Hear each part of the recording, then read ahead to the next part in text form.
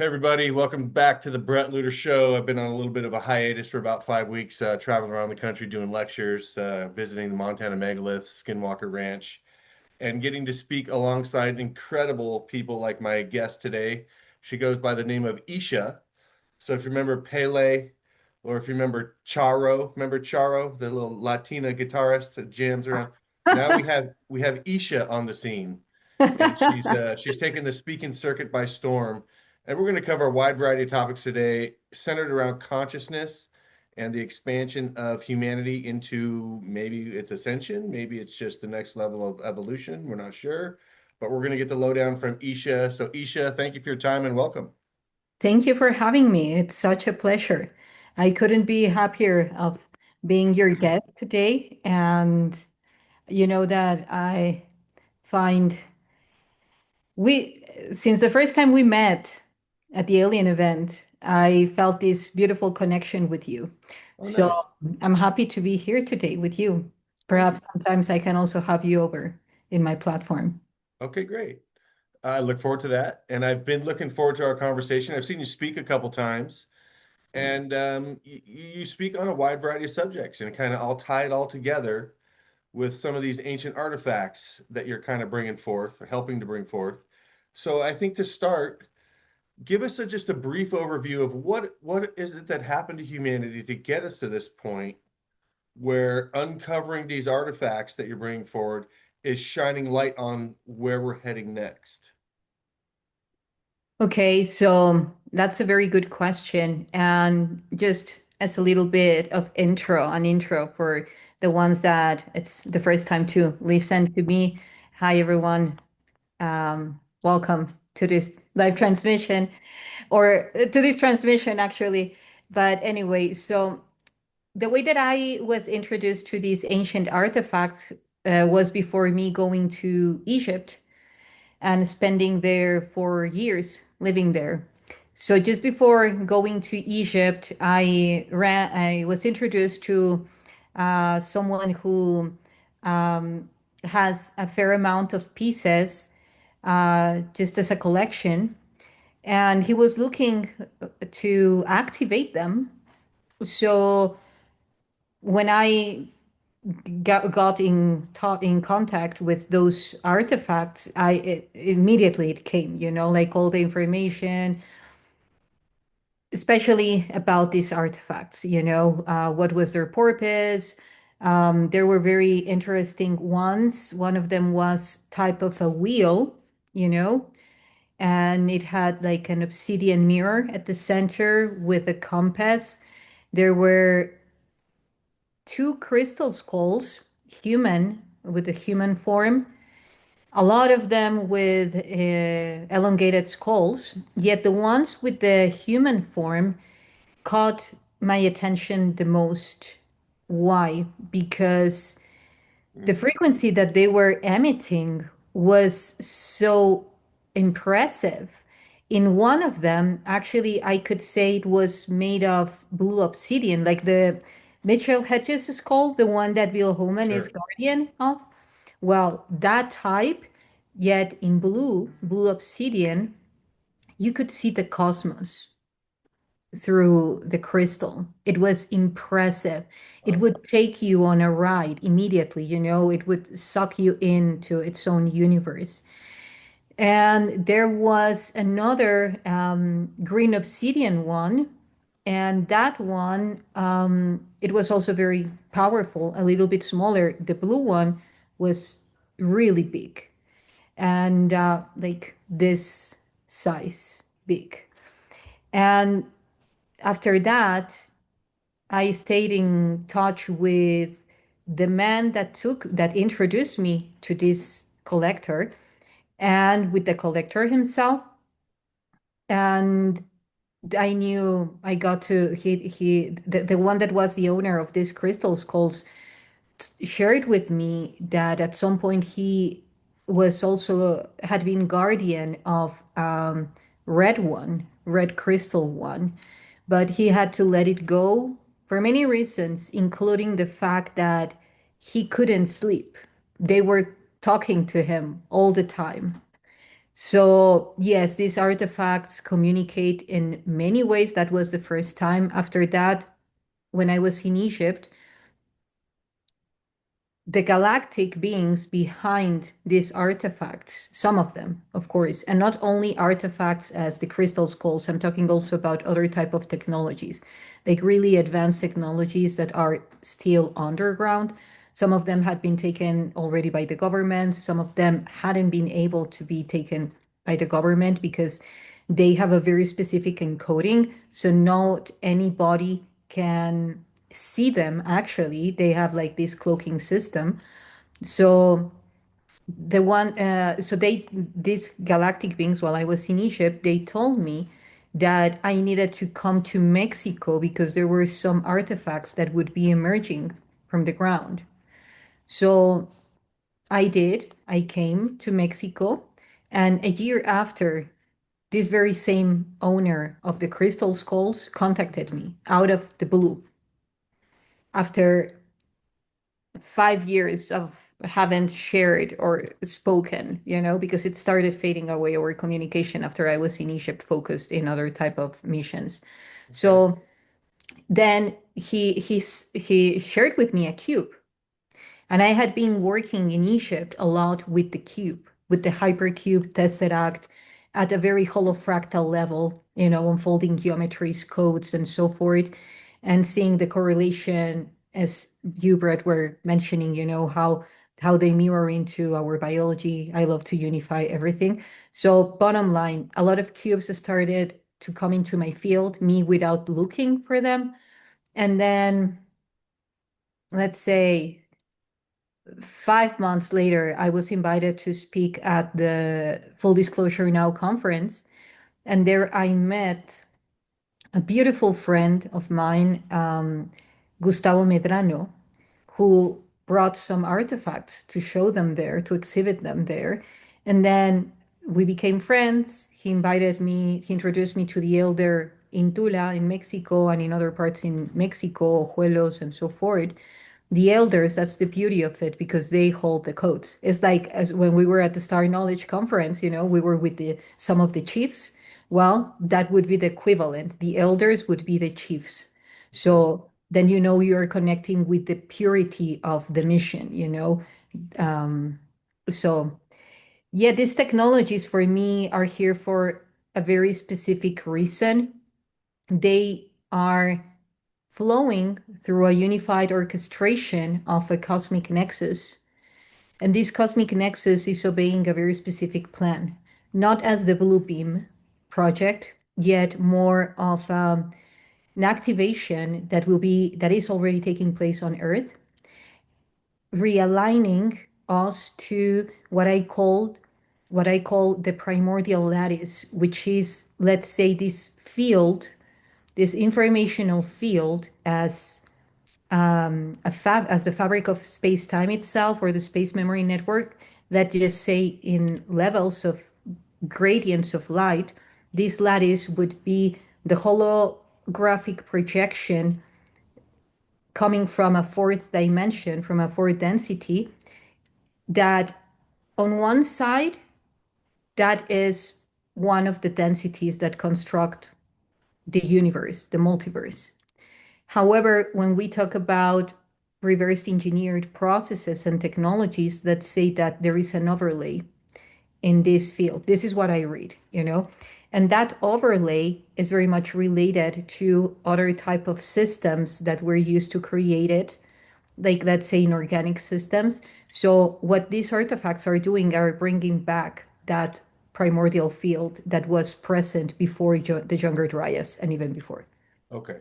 A lot to unpack there. I know I could just, you're like one of those little rabbits I had when I was a kid, and you pull the string and just boom, you're off, right?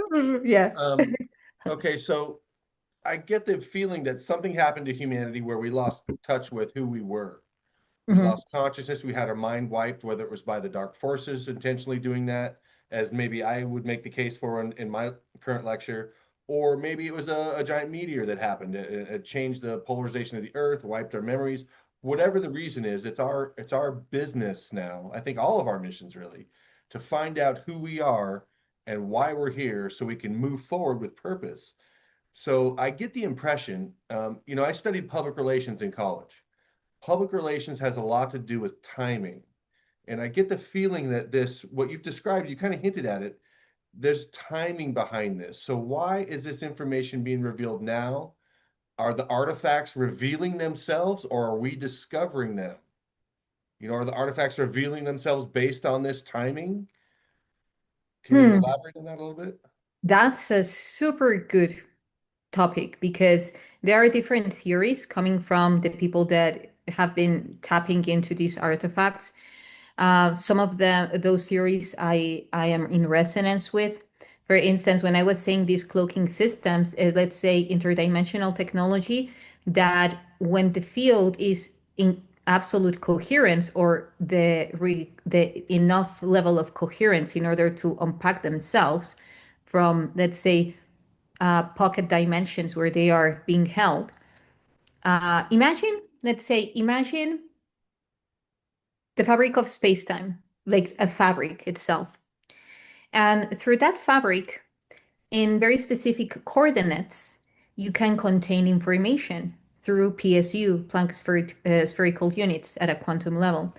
When we go at not a macro level yet, a little bit, let's say, um, more than a mesoscale, let's say, yeah, macro level, not cosmic level, but macro, then you're capable, instead of having those fundamental units, you start to create through the very same technology of the holofractal field light architectures. And in those light architectures are mainly geometries. So within those geometries, you can actually encode information. So for instance, if they encoded all these algorithms in these coordinates, having inside these artifacts, these technologies, I've seen that some people go to the same place and they don't find anything. Like, for instance, one time I was in an expedition and they had done by then already ground penetration, used GPR, and there were things there. The people there like stayed like 3 hours, 4 hours digging nonstop. Nothing appeared. As soon as and I'm not saying but I'm just saying it's about resonance. It's about genetic encoding that also has much to do with it. Okay. As soon as I entered into the space along with a colleague, we were there 10 minutes. And in the place that they hadn't looked, in a very specific way, we found them. And then a lot of artifacts started to show themselves. So you can see this through many lenses. Like, okay, yes, they did the hard work. Like it was just the last layer that you went into, and of course you found everything. The way that we found it, it was not in an easy way. They would have stayed, in the same track and wouldn't found anything. It's all about resonance, and we can explain very well resonance through science. So when you're vibrating in a very specific frequency that is the same or similar to the frequency in the artifacts due to the encoding that you have and the encoding that the artifacts have, that's that point of connection. There are other people that relate this to time travel, interdimensional travel, that perhaps one day they weren't there, but then they were placed, you know? And we can see also this in a lot of like evidences where there is like a fossilized footprint, and then next to it, there is like a Nike tennis footprint as well, Sure. like dating the same age. I don't know. But there are many people that actually think that this is a product or a result of interdimensional travel, how they place them. For me, it's a little bit about everything because if we are talking about pocket dimensions and them being configured through very high advanced technology, like if this is the first time that you listen to about these topics, just imagine that we're talking about one of the most advanced technologies, which is plasma technology. And this plasma technology is capable to create from the space. You're capable to obtain energy from the space. What is energy? Energy is information. And I can tell you, like many examples of how there have been people known as shamans or as saints or as you name it, that were capable to manifest a matter by accessing through the quantum, through the holofractal field, and in a very specific way, accelerating the particles, those PSU, generating a very specific coherence that then it materializes. But not to go deep into that, that's my feeling. That Okay. they belong to a very specific matrix that has specific algorithms that once they set an alarm clock. Yes, yes, this is definitely what I feel. That the alarm went on, and this is the moment because we can even see it with the Boogosphere and many of the artifacts that have that very same code. Okay. So, okay. And we're going to get to the Boogosphere. We're going to get to more of the digs that you've been a part of, whatever role you played Sure. in that. But I get the feeling that the purpose of this is to reconnect humanity with the knowledge of this field. I think it was Jose Arguelles in the Mayan Factor referred to it as the loom of the Maya. Rupert Sheldrake called it the morphinogenic field, but that it's when we access this field, we have knowledge of the all, past, present, future. Um, would you say that that's what the artifacts are doing is reconnecting us to that field? Yes, yes, this is what I was talking precisely about the primordial field. What you just mentioned is what I call the primordial field. So Okay. for me, there are different type of lattices, which is our fields. Lattices is just the geometrical construction of that fabric. Sometimes you have an hexagonal matrix, sometimes you have a tetrahedral matrix, and many other geometrical shapes. So with each one with a different purpose. In this case, for me, in Earth, it's mainly an hexagonal lattice. This is why a lot of people call the beehive, and why a lot of the molecular structure present in our biology is ruled by an hexagon and many other patterns throughout the nature of reality. But anyway, so for me, that primordial field was existing even before younger Dryas. It started with it's the field that the Earth, that planet Earth has. Everything has an electromagnetic field, a very specific blueprint, depending on the information that each thing is encoding, each planet, star, and so forth, person. So that primordial field remained untouched until they started using very specific technologies, as right now, to abuse the warping of time, to play with the timelines. So that started creating a fissure in the space-time fabric. So what we are tapping into now is the inorganic lattice that they created for us to continue living in a reality. Mhm. Let's say like they patched the fabric of space-time with these inorganic lattices. So Right. yes, for me, these artifacts are definitely connecting to the primordial matrix. And once you tap into them, once they open themselves to you, you are capable to access to those codes in order to remember. So I love when people talk about what I'm talking about, but from a completely different angle.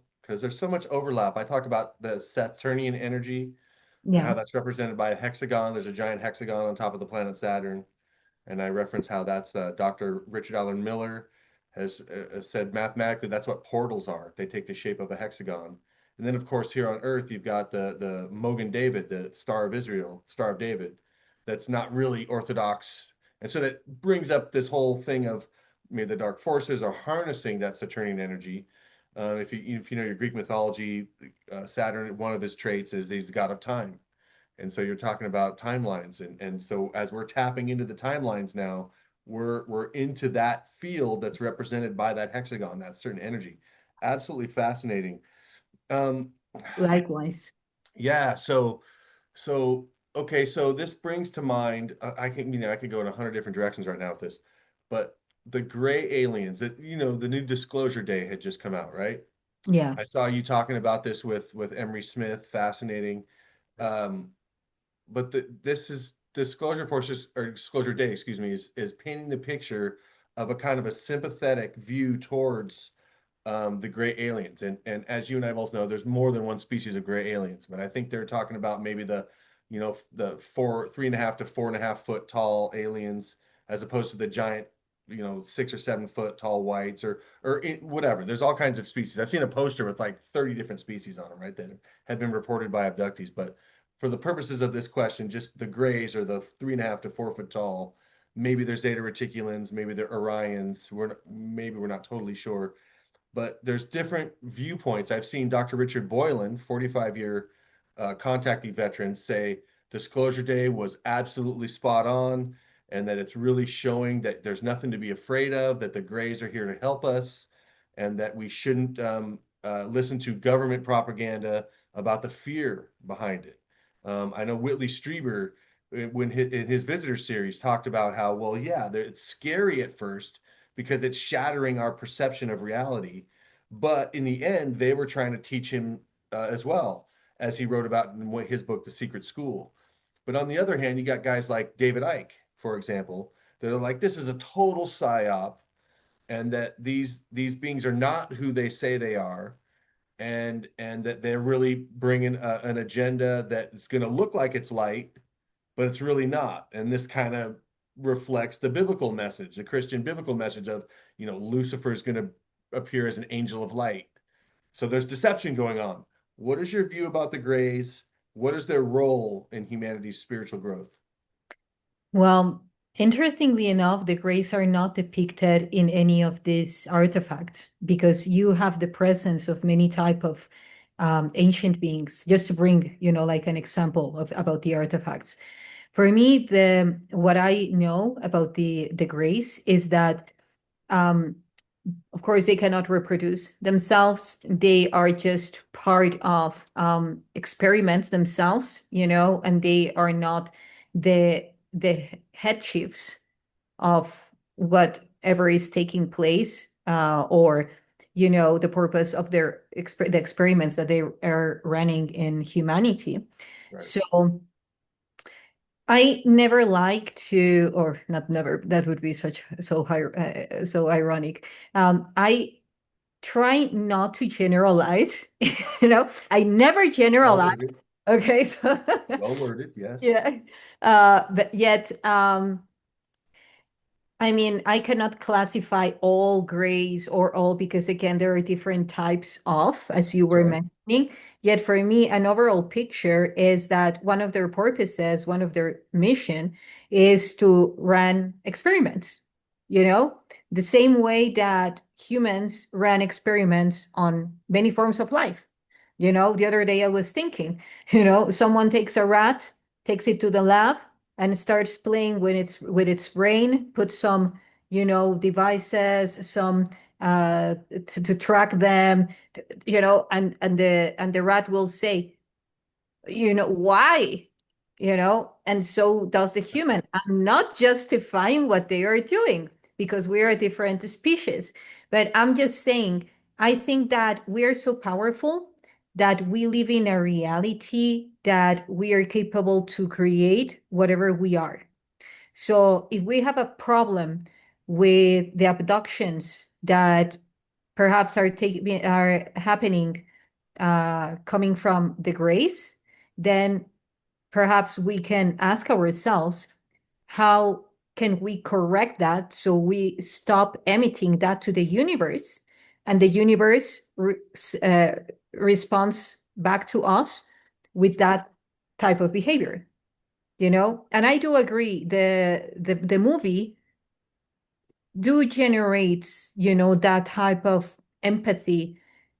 um we know how media is. It goes in Yeah. such a subtle way, and when you realize it, you're already, you know, in the trap. You could be already in the trap, like many people that just uh go automatically in life. But overall, um I have had some experiences. Fortunately, I've moved out, you know, like with anything taking place. So from my experience, I can just say that, again, going to the inner power, Brett, because every teaching, every ancient teaching, even the teachings from the very same galactic groups, it's all about how the universe works, the universal laws. And whatever you create is whatever you do is what you're going to create in your reality. So we have the power to shift that. We are that level of powerful. So if there are abductions taking place, if there is other agendas about the hybrid project, you know, like taking human DNA to start doing hybrids, well, um, I don't know. Did you watch the video or some videos about some scientists that are trying to make baby factories? Have I seen those? Yes. I don't know if specifically if I've seen the ones that you talk about or that you're referring to rather, but I definitely know about cloning programs and genetic engineering, you know, stemming back from the Nazis forward from after World War II or before World War II even, Mengele and all that stuff. I'm familiar with that topic, but I'm not sure if I've seen the exact videos you're referring to. Yeah. Well, that's just an example, but you nailed it. Okay. You know, it's like we're doing that as a That's species. right. We're doing that. So, okay, so that's a good, let me just go right here. A little off topic, but are humans genuinely curious about who we are and so we engage in those kind of experiments, or is there something behind those humans kind of whispering in their ear to direct them down that path? That's such a good question because it brings me to Homo homini lupus, which is, you Say know, that 5 times fast, right? Homo homini lupus, Right? which is, you know, like the man is wolf to himself, you know, it devours himself. But I'm not saying that's true. I do feel that the human vessel is pure by nature, yet there are so many programmings on the vessel. How I see it is like before coming here to Earth, before jumping your soul into this flesh suit, there is a holographic configuration that takes place that is aligned to the physical vessel as an overlay. In that holographic, not holofractal, holofractal is eternal, is infinite. Holographic is finite. So in that holographic vessel, you can encode whatever you want because again, you're reverse engineering the nature of the holofractal field. You're using the same foundations, just applying them to create a chip. You know, it's like, for instance, if you get inspired in a cloud and then you create a machine that is in the nightclubs sending this air that seems like that looks like a cloud. You know, it's just an example. So in that holographic vessel, they used binary codes. And in those binary codes, this type of programmings were configured and very much fixated to the very same DNA, you know, a single signaling back and forward, signaling back and forward. So I do feel that there is a lot of influence, yes, on the human. You know, it's like A lot of people, I don't know if you have heard that they say that babies, for instance, are selfish because they are just looking for themselves, crying when they are hungry. They don't care about anyone else. They just want their own thing. That's right. Bunch Yeah. of narcissists, right? There you go. Yeah. No, but that's survival instinct. The problem is when we go into survival mode, then all those programs that were encoded in that finite holographic structure, in that um, overlay, it starts to beam a lot. It starts to beam a lot. Are you Beautiful. seeing that too? Is that happening? Yeah, we're manifesting that. We were Right. talking about Okay. the kids. Yeah. All right. That's a good way to look at it. Cool. Yeah. So I do think that we are pure by nature. We are a white canvas.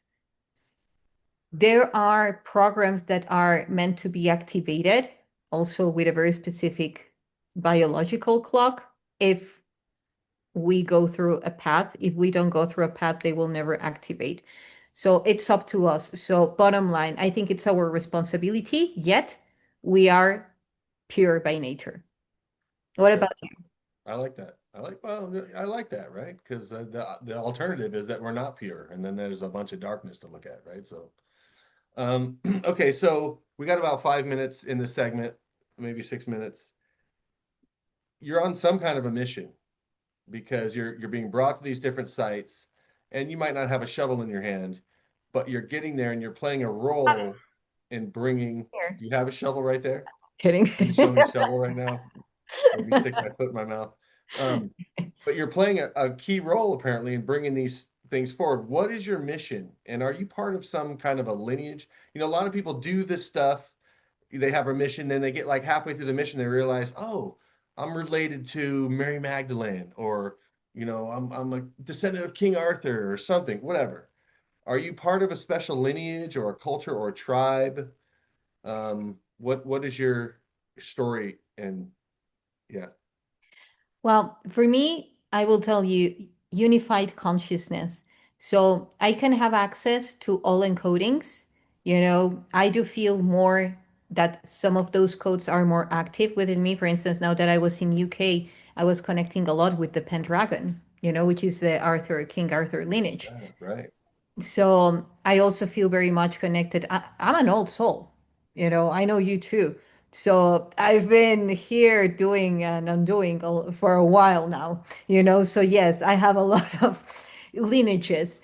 The main one that is now, like all of them are connected right now, yet the one that at this moment is prevailing is my connection to the what I call the light beings, the plasma beings. Actually, I call them the plasma beings because they contacted me ever since I was a little girl.